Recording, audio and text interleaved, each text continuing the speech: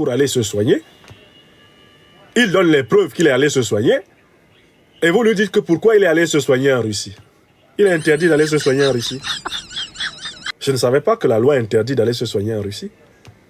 Et personne ne me l'a jamais présenté. Voilà pourquoi mes collègues ont dit, mais écoutez, est-ce que c'est votre problème s'il se soigne en Russie? Il aimerait que je sois privé des biens que j'ai acquis par le travail. Il aimerait que ma famille, littéralement, se retrouve à la rue. C'est ça l'objectif de M. Macron. Et nous sommes tous responsables d'empêcher Macron de réaliser ce projet. Et il faut que M. Macron, parce que le capitaine de police qui me recevait hier m'a démontré que toutes mes émissions sont désormais écoutées au sommet de l'État français. Puisqu'il m'a rapporté des propos que j'aurais tenus dans l'une de mes émissions à la 55e minute, 20e seconde. Donc je sais que je suis désormais suivi en temps et heure par la cellule africaine de l'Élysée. Je suis lu, je suis écouté, je suis analysé, je suis ausculté, épié directement par l'Élysée. Je suis désormais ici en France le principal opposant africain de Macron. Écrivez ça. C'est le statut que j'ai. Je suis le chef de l'opposition franco-africaine à Macron. C'est Macron qui m'a désigné comme tel. Vous n'êtes pas d'accord avec moi? Ici en France. C'est moi le chef de l'opposition franco-africaine à Macron. Parce que le capitaine de police m'a montré qu'en fait, ils suivent mes émissions. Ils sont là. L'Élysée a une cellule qui écoute tout ce que je dis. Alors, je veux leur dire ceci. Si vous voulez vous attaquer au bien des franco-africains, vous allez perdre. Je recommence une deuxième fois. Je dis cela à M. Macron.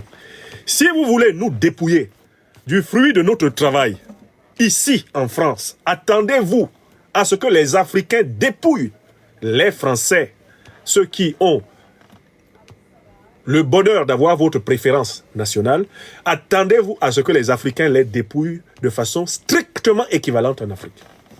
Ça, je l'ai dit une deuxième fois. Tout ce que vous allez nous arracher, ici, en France, nous allons le récupérer là-bas, en Afrique. Est-ce que c'est clair? Vous faites ça aux Russes. Et nous voyons comment les Russes se font respecter par vous. Tout ce que vous leur prenez, ils le reprennent. Vous avez vos avoirs chez nous en Afrique. Nous avons nos avoirs chez vous en France. Si vous touchez à nos biens, si vous arrachez nos biens, nous allons être compensés par les biens que vous avez chez nous. C'est ce message que j'adresse au président Emmanuel Macron en tant que chef de l'opposition franco-africaine à Macron.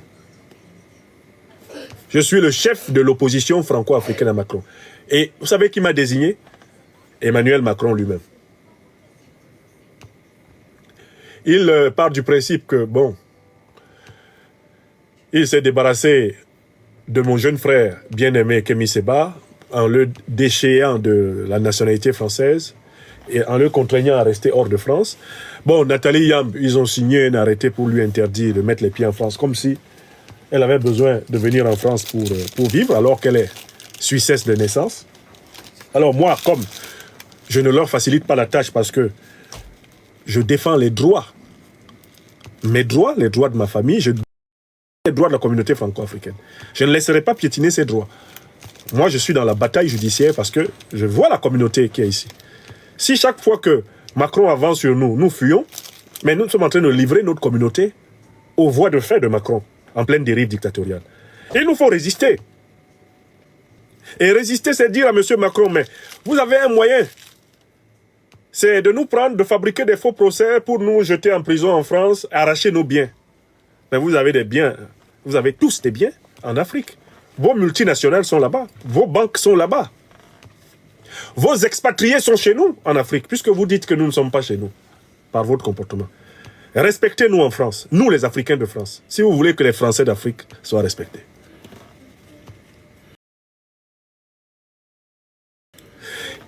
Nous sommes à l'ère de la réciprocité. Comme le dit souvent mon frère et ami, l'ambassadeur Abdoulaye Diop, quand l'aveugle marche et puis il te piétine, une fois, deux fois, trois fois, même s'il est aveugle, il faut le piétiner un peu pour qu'il sache que ça fait mal. Vous pensez que l'intellectuel politique, le philosophe, le militant, l'activiste, Franklin Nyamsi, c'est une petite bouchée que vous pouvez faire. Ce que vous ne savez pas, c'est que vous allez déclencher sur le sol continental africain, eh bien, les représailles. Si vous décidez de martyriser les Africains en France, vous allez offrir les Français d'Afrique aux martyrs. Voilà. Donc, respectez-nous. Parce que nous aussi, nous vous tenons. Monsieur Macron, respectez les Africains de France. Parce que les Africains de France vous tiennent, puisqu'il y a des Français d'Afrique. Si vous vous amusez avec nous, vous vous amusez avec nos vies, vous vous amusez avec nos biens, vous vous amusez avec notre argent, vous vous amusez avec la sécurité, l'intégrité de nos familles, nous serons obligés de nous battre avec les moyens que l'histoire nous donne, c'est-à-dire vous rendre la réciproque en Afrique. Autrement dit, M. Macron, vous êtes tout puissant sur moi ici, mais vous êtes très faible sur nous en Afrique. La poule qui a des œufs ne va pas à la bagarre. Ça fait plus de 15 ans que je sillonne la France pour demander à l'élite politique française de mettre fin à la politique néocolonialiste. Retirer les troupes, abolir le CFA, arrêter les ingérences pour imposer des dictateurs à la tête des pays africains et arrêter la brimade culturelle, arrêter l'endoctrinement culturel et, pour ainsi dire, le contrôle mental à travers la francophonie. Ça fait plus de 20 ans que j'écris ça. Je n'ai pas attendu l'arrivée du président Macron au pouvoir pour proclamer ces 4 points de mon combat.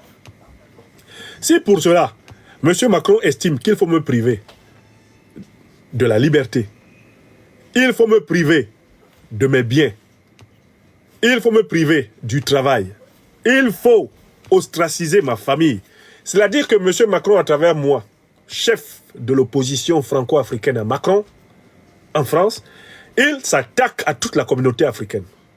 Et il nous oblige à nous appuyer sur nos bases africaines pour lui montrer que la réciproque est possible. Donc, vous nous persécutez, mais vous avez Orange, vous avez Bolloré, vous avez Bouygues en Afrique. Oui ou non? Vous nous persécutez, mais vous avez quand même les lignes d'Air France qui fonctionnent encore. Vous nous persécutez, mais vous avez plusieurs intérêts en Afrique. Vous voulez nous arracher des biens, mais il y a des biens français en Afrique.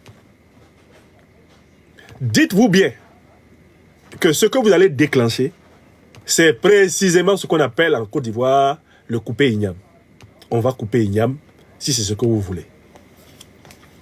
Et si ce n'est pas ce que vous voulez, arrêtez de persécuter politiquement des gens qui n'ont rien inventé, qui vous disent depuis plus de 20 ans la même chose, maintenant qui ont juste la chance d'être vraiment écoutés par les Africains. Arrêtez de me persécuter, arrêtez de persécuter les Africains qui ne sont pas soumis justement à la politique néocolonialiste de la France en Afrique. Arrêtez de nous persécuter. Changez et acceptez un renouvellement sur des bases équitables des relations internationales. Acceptez que le monde soit multipolaire. Arrêtez de nous persécuter, M. Macron. Votre guerre informationnelle, c'est vous tout seul qui la menez. Nous menons la bataille de la vérité-justice. Ce n'est pas contre vous que nous agissons. Nous agissons contre la domination. Nous n'avons pas de problème personnel avec vous. Votre vie privée ne nous intéresse du reste pas, M. Macron. Mais vous n'avez pas à vouloir imposer aux Africains intimidation, harcèlement, sanctions, punition, traque, privation de liberté, spoliation de biens. Si vous le faites, vous allez ouvrir la saison des représailles africaines. Je tenais à le dire. Donc, attention à la justice instrumentalisée. Vous, magistrats qui vous laissez instrumentaliser, attention aux conséquences de ce que vous faites contre les Africains en France. Ces conséquences vont finir par se traduire par la réciproque contre les Français en Afrique. Attention, laissez-nous tranquilles.